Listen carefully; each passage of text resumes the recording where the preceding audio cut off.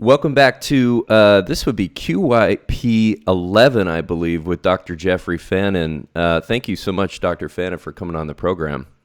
Jonathan, it's a pleasure for me to be here. I really appreciate the opportunity to speak with you, especially about a topic that I'm so passionate about. Oh, good. Well, we connected in the right way then. I've been following your work for about a year now through some various channels and then your radio show and some of the things that you're doing. I love what you're up to, and this will be a really insightful interview for me and related to kind of the work that I'm doing. But before we kind of go down the rabbit hole of the various topics, just give the listeners, if you can, an introduction to yourself and your work and what you're up to.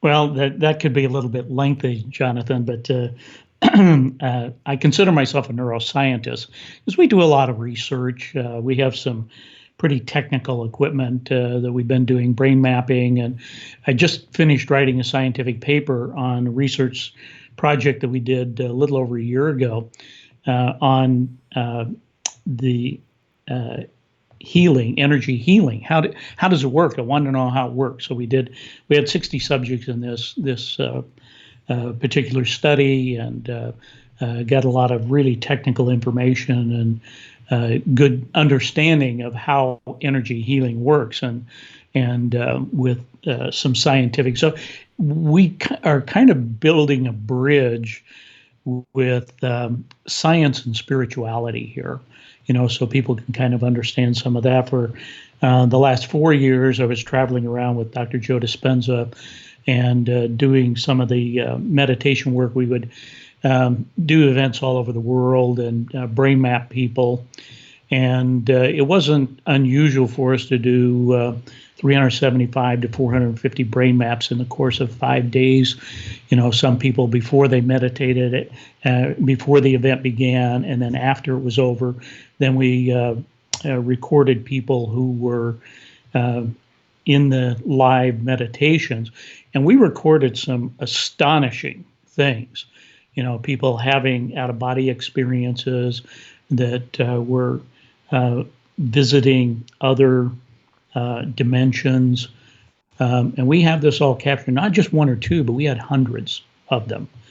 And being able to talk to people after that happened and understand what the brain patterns were showing us. We've also been writing a book. It started out, the title, as Help, My Thoughts Are Holding Me Hostage, the same as my radio show. And then I went to, hooked up with a Writers Academy author, and they suggested I change it to Thought Genius, Commanding the Power of Thought.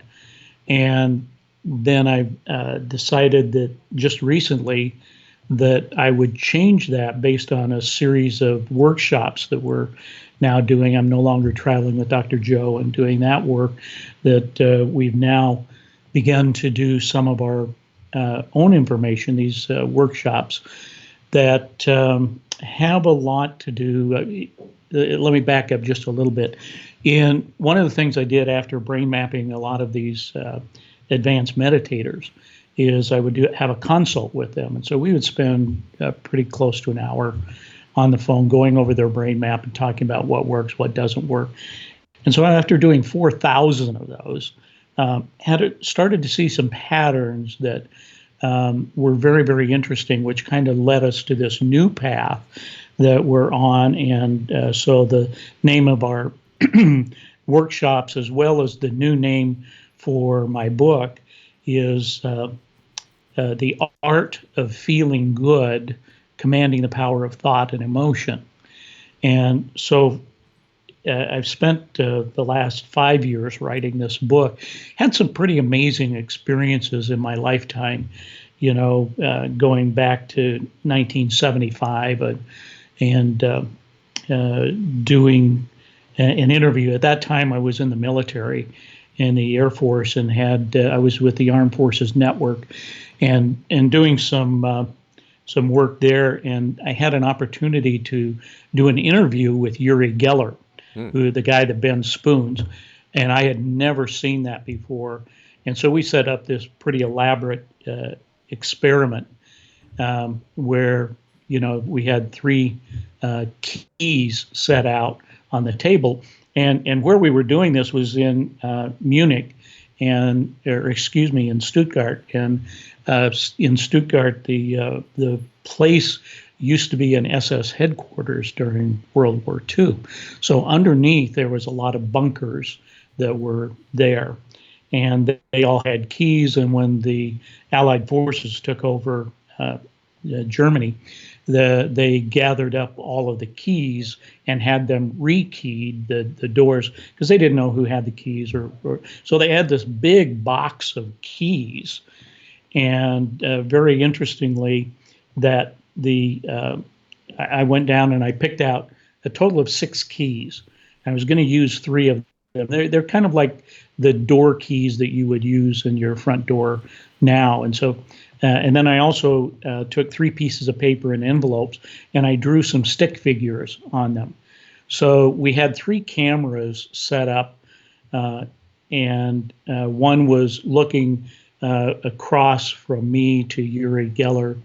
And then we had another one from the top coming down so you could see the top of the table, and then one underneath the table. And the rules were that he could not put his hands on anything, so he had to keep his hands about 7 or 8 inches above his knees and not touching the table. And so people could see that there was no contact going on there. So we did the little chit chat before, and then he started concentrating on one of the keys, and the key was like the pointy end was pointing toward me, and the fatter end that you would hold on to with the key was pointing towards him.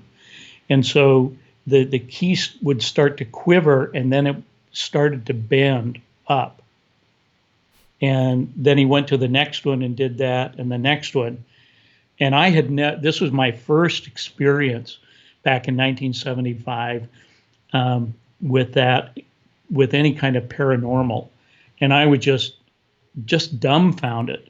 I had no idea that there was this kind of power. It's like, wow, what is this?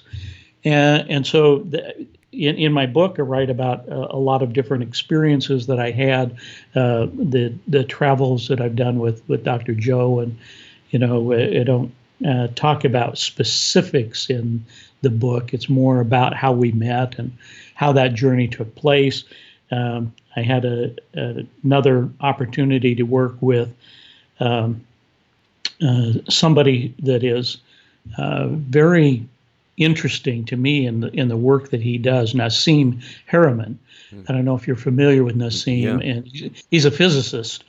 And so I write about, we met in Montreal, and it was I was speaking at a conference there, and my wife and I were down sitting in the restaurant, waiting to eat. It was a really big restaurant, and there was only one couple that was sitting like on the other side of the restaurant. Everything was pretty empty, so we got there early, and they bring in this other couple and sit them at the table right next to us, and it's Nassim and his wife Susan, and I had never met him, so we started talking and chatting away there, and then when I saw his presentation, like, oh my gosh, this is exactly amazing. And talking about how we are all connected, and then about a little over a year ago in October, he had a movie come out called The Connected Universe. And so Sir Patrick Stewart of Star Trek, one of my great heroes, he narrates the movie. And so Nassim was telling me all about the backstory of how that all came about, and everything kind of had to line up and fall into place. And, so my book is full of experiences that I've had like that have led me along to understand. And that's why now these workshops that we're doing is helping people to understand the different things that go on, this bridge between science and spirituality, and the art of feeling good, because I found that particularly in all of the consults that I was doing, a lot of people who had been meditating for years and years and years, their brain map would show that they had busy mind. They couldn't shut it off, and so they're practicing, trying harder, and we'd get to the point, and I'd say, well, here's part of the issue, that what you have is an overactive sympathetic nervous system, and that's what's causing this. Now, part of my recent history is I had gotten involved with HeartMath. So I don't know if you're familiar with HeartMath. Yeah. Okay, so and so we decided to bring into our clinic here, where we do brain mapping and brain training with people that have anxiety, depression, ADD, ADHD. So I've been working with that for 20 years. And so we decided to bring in the HeartMath as part of that training. And when I talked to HeartMath, they said, yeah, we don't really know of anybody that's combining those two things. We found that we were getting really, really great results with that. And so then I became a certified trainer for HeartMath, because I wanted to take all of that to the next level and understand heart and brain coherence and the relationship. Now, I kind of learned some of that the hard way. And that is, after traveling around the world and having very stressful schedules, and before doing the work that I'm doing now, I was an airline pilot. So I've had, pretty stressful jobs, but didn't realize the toll that it was taking on my body. And so not too long ago, my wife and I were at a movie, and towards the end of the movie, I felt like I had to go to the bathroom. So I went down and got in the stall, and all of a sudden the blood just starts gushing out, and it wouldn't stop.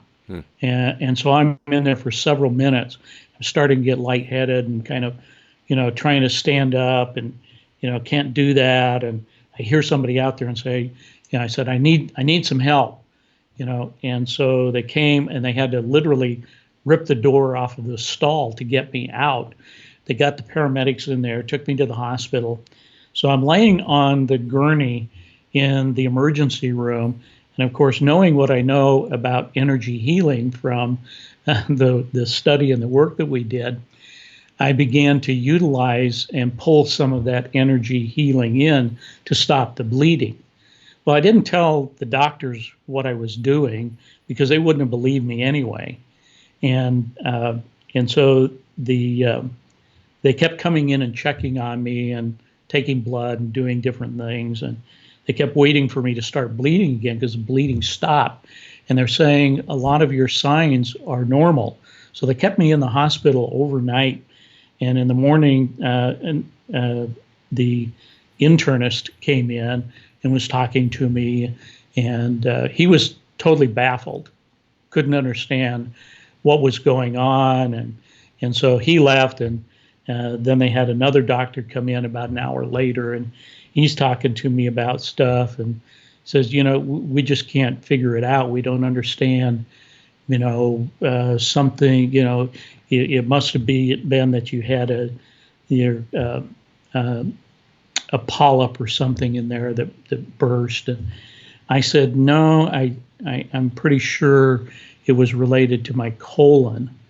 Now, what had happened in the backstory of all of this, in traveling around, not eating well, long hours, being stressed, and not really realizing that was happening to me, that my sympathetic nervous system was just in hyperdrive for a long time. So what happened was I got inflammation in my colon, which happened to be the weakest part of my system. Now, some people will end up with heart problems, and some people with bowel problems and so forth. So mine ended up being, the colon got inflamed and then let go.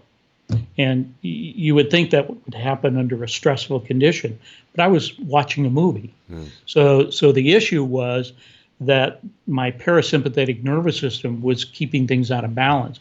So that's when I came to realize that through my training with the HeartMath and heart and brain coherence, that there are essentially three electromagnetic centers in the body that are extremely important. One is the chakra centers. So the energy around all seven chakras and how that transmits information. In this scientific paper, I spent a lot of time talking about where does that energy come from, and talking about mitochondria of the cells and the microtubules and the interrelationship with that, because we were able to measure people's energy fields and look at their chakra alignment in this research study that we did. And one of the things that was really interesting in that study that came out, we had 60 known energy healers that were doing a process called the bars from Access Consciousness. And so the theory of the bars that by touching the head, it allows energy that is blocked to begin flowing. And so the first time I had that happen to me, it was demonstrated, and it was like, whoa, there's something going on here. And so we did, a before and after of a couple of people at this particular conference. And then I processed it, and it was like, whoa, brains in my world don't do this. Now, after we did this study and the brain maps, a couple of very, very interesting phenomena. And I'd seen this over 20 years in different research projects that had gone on, from work that we did at West Point with neuroscience and leadership, and the stuff with Dr. Dispenza and his group, and with other research things that we had done, that when we look at the individual frequencies from 1 to 30, I kept seeing this pattern, an elevation at 1 hertz. It would be 3 standard deviations above normal. And knowing what I know about when people get connected to the field, the 0-point field, the quantum field, whatever name you want to give it, that it has a different signature than when you were 3 standard deviations above normal. So we'd see that as red, and with meditators, we would usually see that as blue when they were very connected. And people, all people are connected to the field. It's just how in tune are you with that process. So with this 3 standard deviations above normal at delta, and delta is one of those frequencies that has a lot to do with healing. And so I began asking these questions when I would see this, doing a brain map consult with some of these people. This is a pattern that we very often see with people who are doing energy healing work. Do you do healing work with other people? And they would usually say, yes, or start to tell me stories about that. But the interesting thing about this particular statistic is that in this group of 60 known energy healers, that 96% of them came up with that signature. And there was another signature that of the 96%, 63% had 3 standard deviations above normal, or red, at 22 hertz.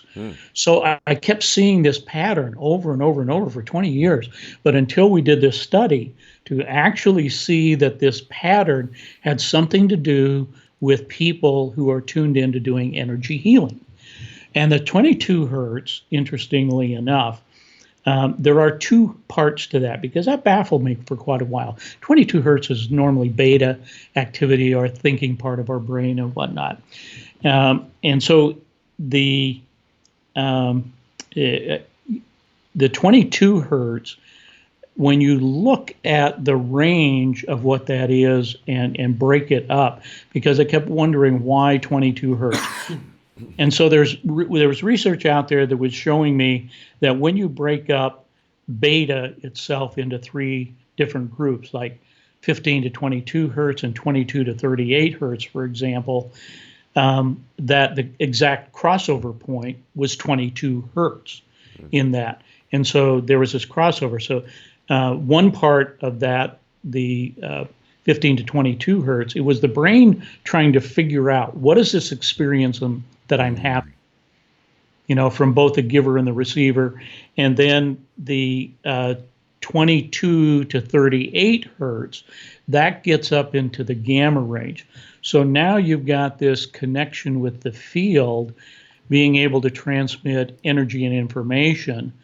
And it's like, what do I do with this and how do I get the body to communicate? So one of the things that I talk about in my workshops is this thing called the thalamic gate. So they're in the brain, there's this thing called the thalamus. And one of the things that the thalamus does is it regulates the frequencies that are going on in the brain. So when we have information, a thought, if you will, going from the thalamus up through the subcortical or subconscious into the cortex, a thinking part of the brain, and it comes out right here, the top center of the head, which is where the crown chakra is. And so this idea is kind of what started me on this path. I wanted to know how does prayer work? And when healing miracles happen, how does that happen? And so when we look at the field, out in the field, there is the frequencies that are there are much higher than anything that we can measure. So part of this depends on an individual's tuner. As a human being, we typically would be from 0 to 60 hertz.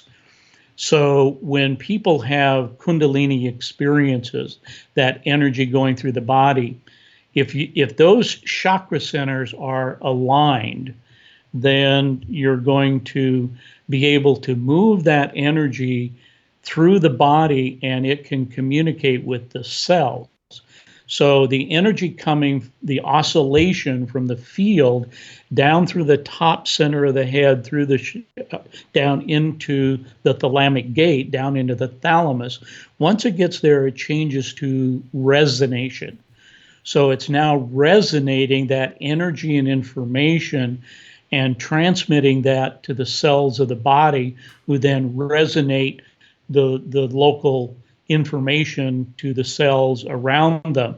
And this is how the energy healing does the communication. So this 22 hertz in conjunction with the 1 hertz became really, really significant.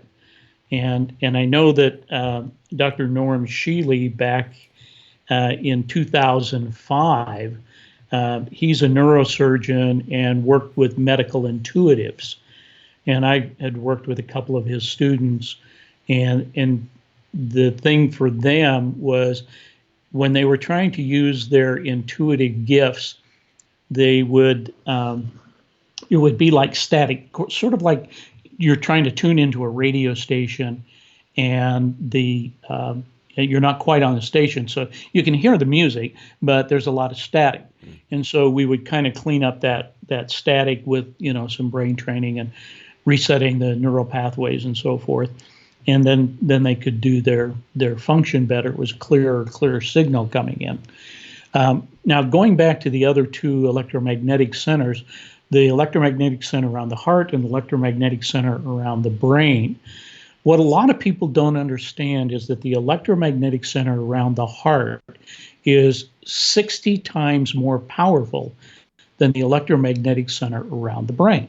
So there are more signals going from the heart to the brain than there are the brain to the heart. And so in my work with HeartMath and being able to measure some of these things, looking at heart and brain coherence. So when I would work with some of the meditators and so forth, and help people understand, you hear all the time that if you have a desire, you have an intention, that you need to align your energy, align the frequencies. Nobody ever tells you how to do that. And so this is one of the things that I try to explain to people. Here is the process. So first of all, you have to align the chakras, the energy, and there is a way to do that. And then be able to align the electromagnetic centers between the heart and the brain. And part of that comes in breathing. So it's not just the breathing, but when you focus on the heart area, it now changes the dynamics of that energy. So if a person is anxious or agitated, there's a particular wave that we would see. And when your heart and brain are in coherent function, we see a different wave that is smoother, and all people can do this, and it's just a matter of being trained. There are 5 different techniques, that we work with people and help them understand and how to use this HeartMath device, that they clip to their ear, and then you learn what the process is and how to use that energy. So here's kind of the key takeaway from this very long answer. And that is that when you align the heart and the brain, and it is creating heart and brain coherence, and then when the chakra centers are aligned, it's like the difference between a flashlight beam and a laser beam. Now you can focus that energy and information wherever you want it.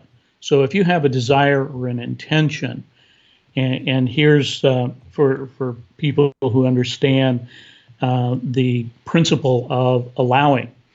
And so if you have a desire and intention, and you have a thought, and you hold that thought, this is the physics of all of this.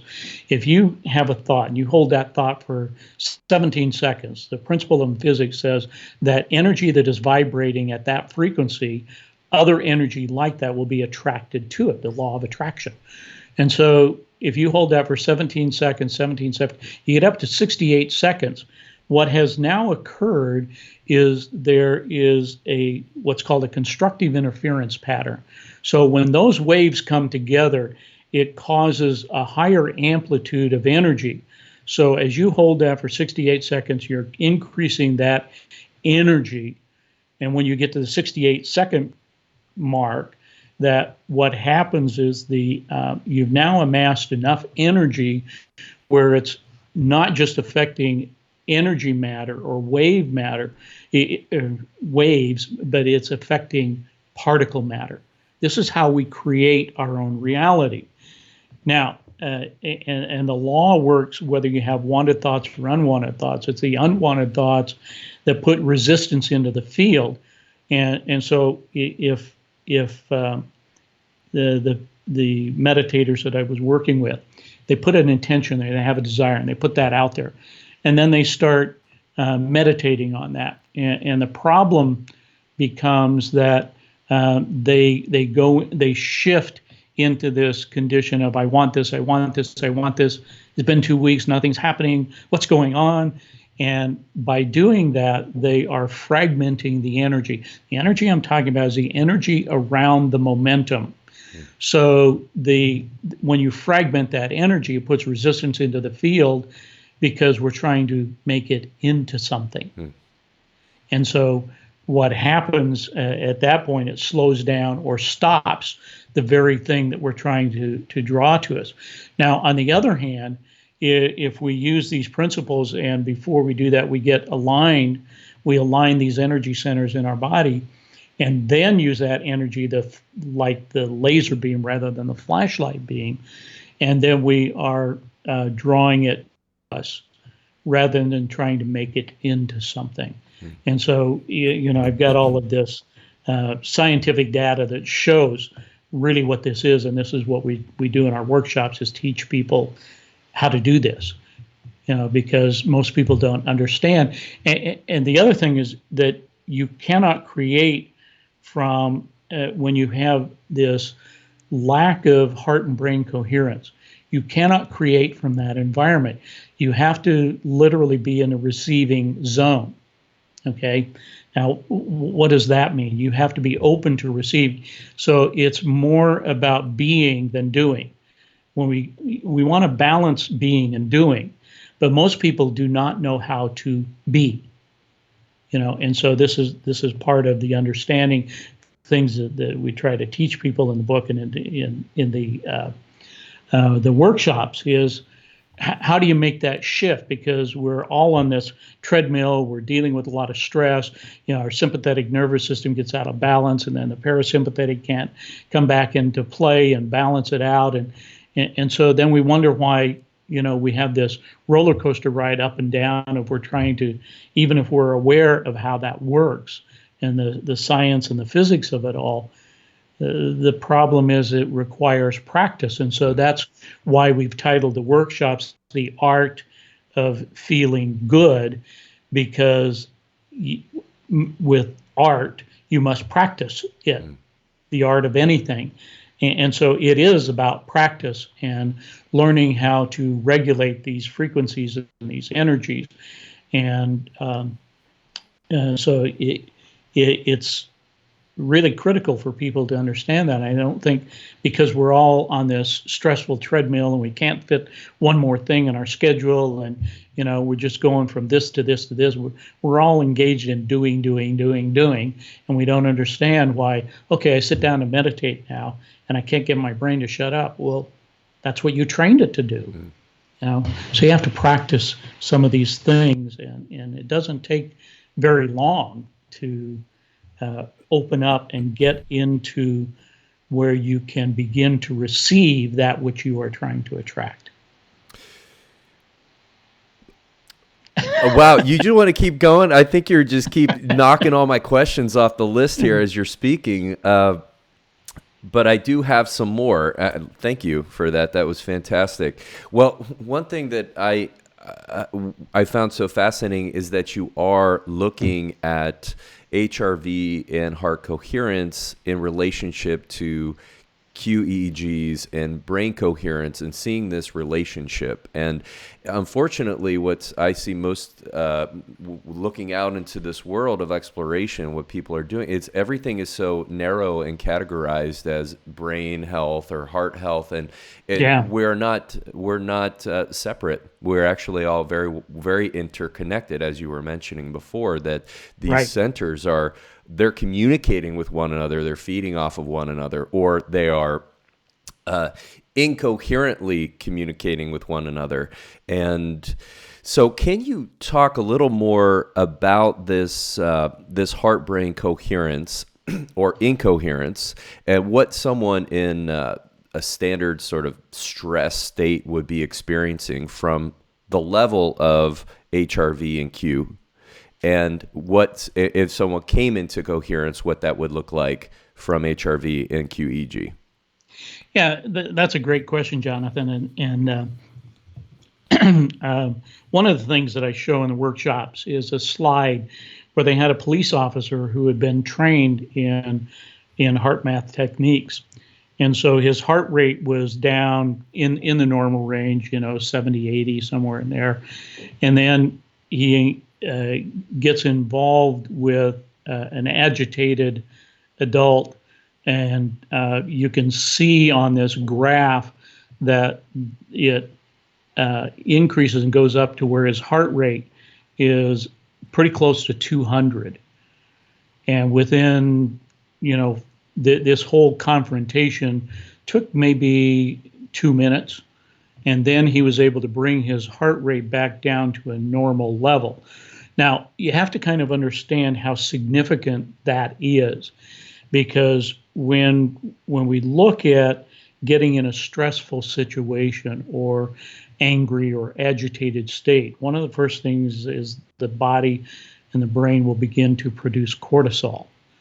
And when that happens, it can take up to 72 hours for the cortisol to get out of the body. So how is it that an individual like this, being trained to understand what heart and brain coherence is, and to create that coherent rhythm?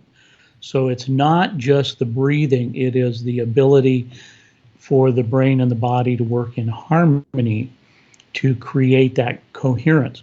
So then it's just like working a muscle or doing most anything. Once you know how to do that, then you can reset that. So you come out of a stressful meeting or have a confrontation with somebody or whatever, when you know how to do that, it's going to make it easier on your sympathetic nervous system. It doesn't get ramped up so high. And this is what happens to a lot of people, is it gets ramped up, and then we try to overcompensate for that, maybe with drugs or alcohol or whatever. And if you know how to regulate those frequencies, if you will, in the body and bring them back to a normal state, you can do it very quickly. It's just most people do not understand it, and HeartMath has over 25 years, 30 years of incredible research data that shows the significance of this heart and brain relationship, and why creating that coherence is so important. And then we see it in so many other areas, like I talked about before, of why that part is a key element, not only to creating our own reality, but to help parts of the body, the heart and the endocrine system and other elements to function normally. And because disease is nothing more than dysregulated energy in the body, and so that's why we see miraculous things happening all the time, where people are able to heal themselves, or other people use energy healing to get that energy that's stuck to flow again. One of the things that I'm finding with my clients is people need a baseline. They need to understand where they're currently at. And if they've been running in a chronic stress mode for long enough, their reference point to what is wellness or what is healthy for them is sort of lost. And what would you say is the simplest tool to be able to quantify someone's, or to get a baseline of where they're currently at? That is one of the newest elements that we've added to all of the things that we do, that we have, we're a provider for this product called Brain Span. And it's a very simple kit that gives you a lot of information and helps you monitor that, because I think that's one element. So there's two parts to the answer to your question here. One is getting that baseline and knowing, where am I? So this kit allows you to prick your finger, take a blood sample, put it on this card, gets sent into the lab, and it comes back and gives you what is the health of your cells? Do you have inflammation going on in your body, or those kinds of things? And then the second part of the kit is an online cognitive functioning test. And so it takes about 15 minutes, a very simple test to do. And so then you take that test, and then it will give you a report back of what is your baseline, basically. And one of the things that is very critical for most people is, in our Western diets, we don't have enough omega-3s. It's usually omega-6s that are out of balance. And so that's part of the problem in terms of cellular health. Now, why is cellular health so important? Because that determines essentially how long we're going to live. And you can go in, you can meditate, you can do some of these things that will help to change that. But there are physiological and nutritional elements that need to come into play. And if you don't know where those are, and the same with your cognitive testing, where it's going to measure your processing speed and your memory and other things. And so you can improve that, and the report will then give you, here's what you can do to improve your scores. And so it is suggested that people take one of these tests every 90 days for the first year, and then just once a year after that, because you want to get them into the optimal range and then keep it there. And by the different things that you can do and it doesn't take a long time, like with meditation.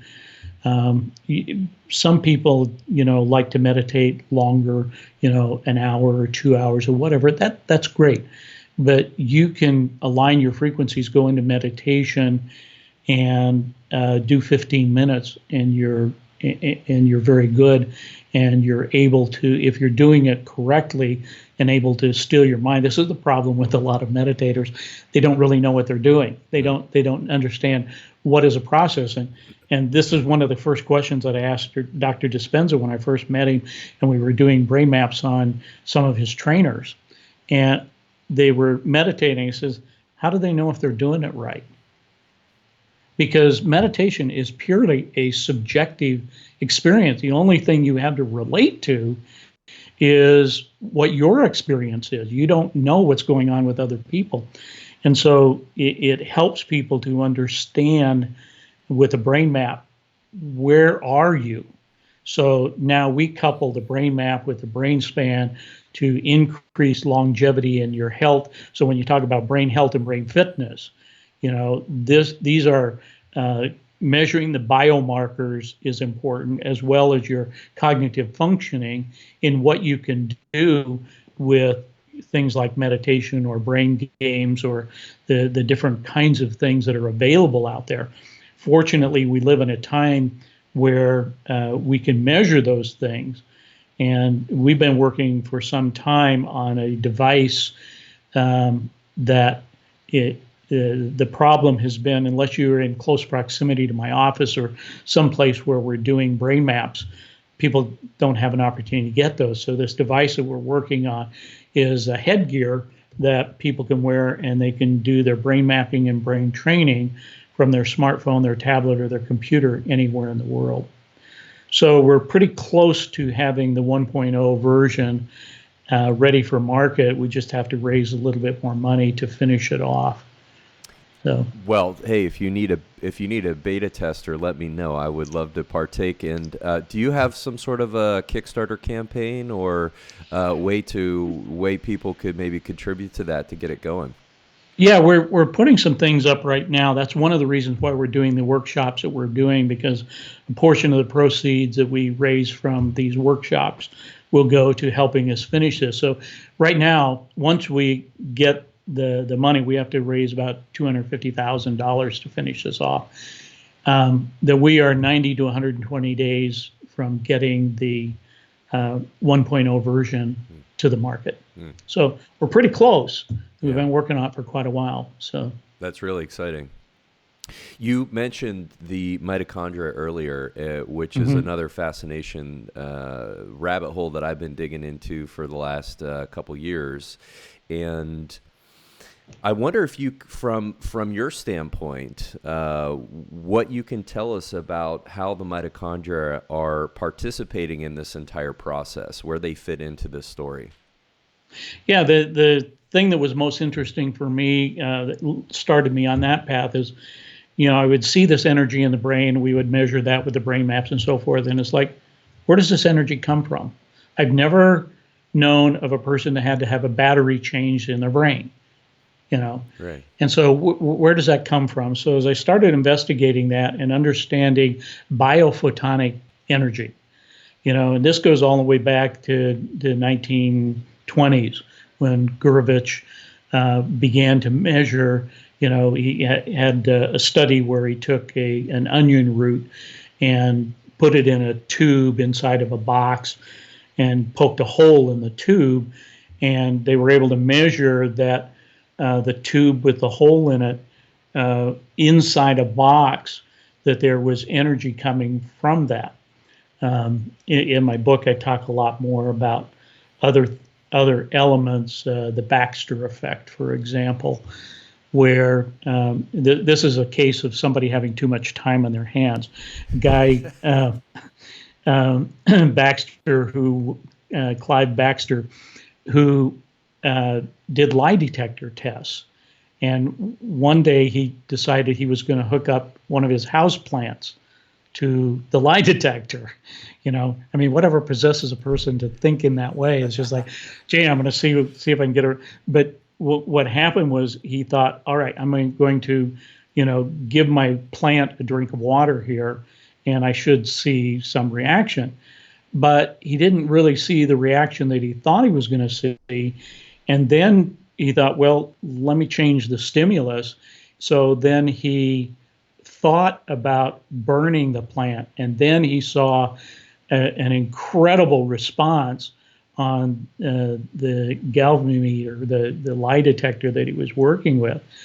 And so then he did a series of experiments looking at the plants, because we are all interconnected with quantum entanglement, could tell the difference between just thinking about, I want to, burn this plant, or having real intent to burn this plant. This is one of the things that we saw in the energy healing study, that when you have focus, positive intention, and a positive attitude, that it increased the coherence of the energy 10 times. And so that's the difference in the flashlight beam versus the laser beam. So going back to the issue of the mitochondria, that we began to understand this element of biophotonics. All matter has a biophotonic signature, and that so when we start looking at that, and we were using this equipment called gas discharge visualization, GDV, in order to measure some of this. It was developed by Dr. Konstantin Kurakov from Russia, and had worked with Konstantin a couple of times at some of the events with Dr. Dispenza, and I had a lot of questions. and finally, Dr. Kurakov got tired of my questions, and he gave me one of his books, and he says, "Look, just read the book," and I did, and the answers were in there, and so I bought some of the equipment, and then we started using that in some of our research, and beginning to understand that when you have the mitochondria of the cells, and sometimes those are so small, and that there is the microtubules that are part of the mitochondria. There is an interaction between the microtubules and the mitochondria. And when that interaction happens, it creates this biophotonic energy. And so one of those, we don't know all that we should know about the generation of that energy, but it is most likely to be coming from our DNA. And so there is that element. So then when you start to understand epigenetics, why do some people get cancer, and why do some people have heart disease, why do some people have this or that or the other thing, it is based on the epigenetics, or the signal above the genes. So that turns on these markers or turns them off. And why, as we're now beginning to understand this relationship between the DNA and turning the markers on and off, of how we can control the signaling of what goes on in our body. This gets back to that whole thing that I was talking about earlier, the resonation in the body, that groups of cells can talk to each other and transmit this information, and it can actually take and move cells around, or replace cells, or so we're starting to understand a lot more about that whole process. But the relationship between the mitochondria and the microtubule is what generates this energy, this biophotonic energy. And so when we're learning to understand the fact that we are vibrational beings living in a vibrational universe, that it's all about this biophotonic energy is very, very important in what happens with the alignment of the chakras, energy moving through that, when we have Kundalini experiences, why we don't, when people don't align the chakras, and all of a sudden they get this energy either from within, the biophotonic energy, or they pull energy from outside. And if their chakras are not aligned, then it just bounces around to the body and is very painful for a lot of people. And they don't understand. It's like, whoa, I just had this wild experience. Well, if your chakras weren't aligned and your tuner is not up to that. So in doing meditation and training, it's very important to go from 60 hertz to get your tuner so it can tune into 100 hertz and 200 hertz, and expanding our tuner so that this is where we get higher states of consciousness and how we're able to get more information. It's not that the information isn't out there. The information's all around us. And it's a matter of how good is your tuner. But if you're driving your sympathetic nervous system because you're caught up on the treadmill of everyday living and not doing things to balance your heart and brain coherence, what you eat, how you live your life, then you sit down to meditate and it's like, well, I can't, see, it's all interrelated. And so if your goal is to get to a higher state of consciousness, whatever that means, we still don't know what that means. But when people use that phrase, I think everybody kind of knows, okay, well, that's something that seems to be desirable. It is that bridge between the world we live in, the dimension that we live in, and being able to understand more, get more information, communicate more effectively with the universe. And this is one of the things that Nassim Haramehn's work really gets into is unified physics, that we are all one, we are all connected, and why that is so important, but because we live in a very disconnected world. People are caught up in the distractions and all of the distractions and the cell phone and the games, and every place you go, everybody's tapping on their phone and doing this and doing that, and that level of distraction will not let you get to a higher state of consciousness. It will not, and you need to use meditation as the vehicle to help train your mind and your body to do what you need to do. Well, let's I think I got time for one more question here. Regarding meditation, there are many different kinds, and I've looked at some of the studies on the brain maps, the effects of different types of meditation on the brain and brainwave states, etc. What are you finding is the best entry-level meditation for the general public, the general Western American audience? Well, when you're looking at that audience, the best place to start is with a guided meditation, so that you can let somebody else guide you through the process. Another part is the frequencies, and there's a lot of information that is out there that when you get a little bit more advanced, that aligning those frequencies and looking at the solfeggio frequencies, and then being able to tune those. One of my former students that went through my brain mapping certification course had developed an app called Stay Tuned. And I've been using that. I use it every day, and it has 3 different frequency groups, and this is stuff that we teach in our workshops of why the solfeggio frequencies are very important.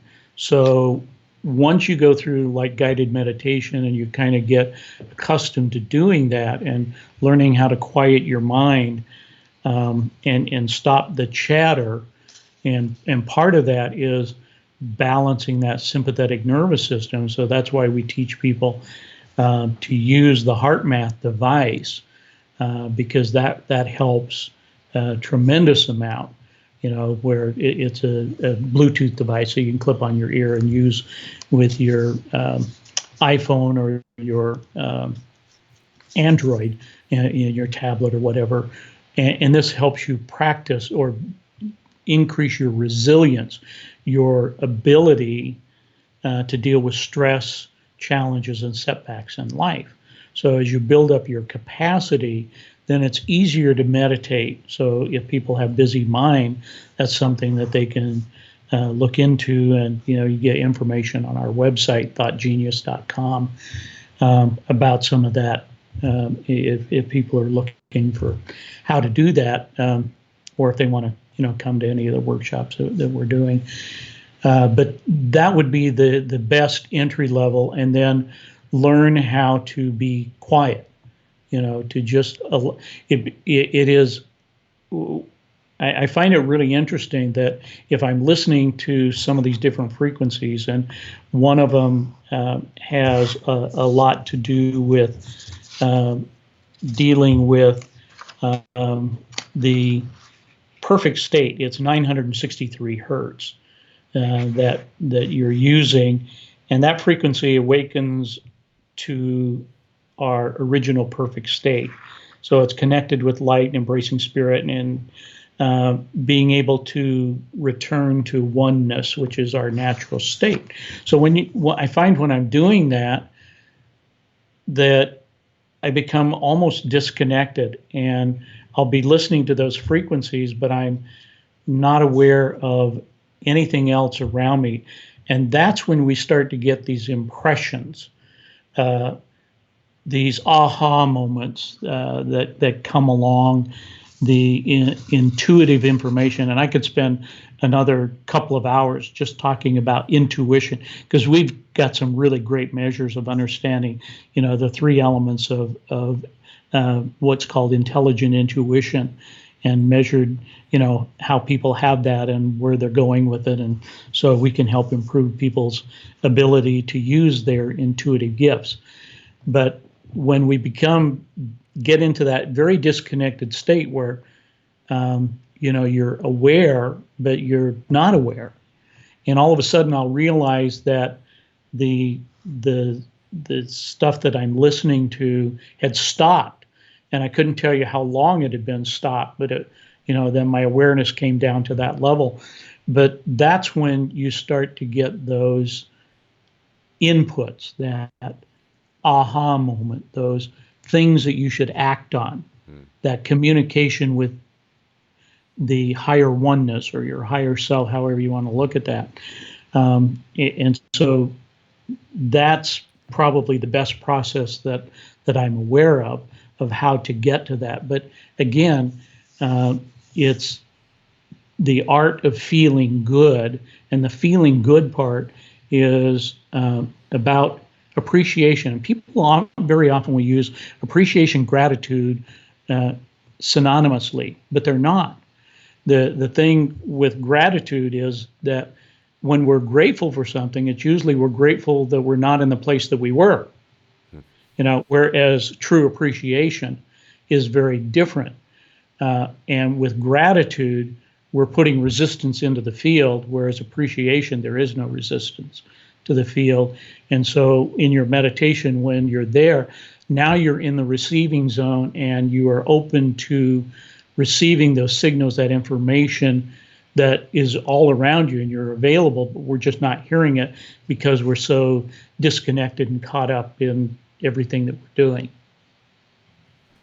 Wow.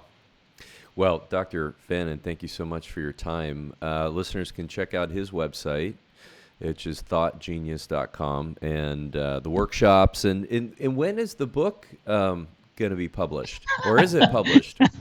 No, I get real close to publishing, and then I come across something new that is like, okay, well, I got to put a chapter in on this, So my goal is to have it completed in the next couple of months, and then shortly thereafter. So I believe my target will be right around the first of the year, before we get through the whole publishing process and editing, because I've had a number of editors working with me on the different chapters and so forth. But I promised I wouldn't put any more except this last piece in, which deals a lot with these solfeggio frequencies, because it's so important. Because I want people to have information, understand, and so the title of the book now is the same as the title of the workshops, and that is The Art of Feeling Good and Commanding the Power of Thought and Emotion.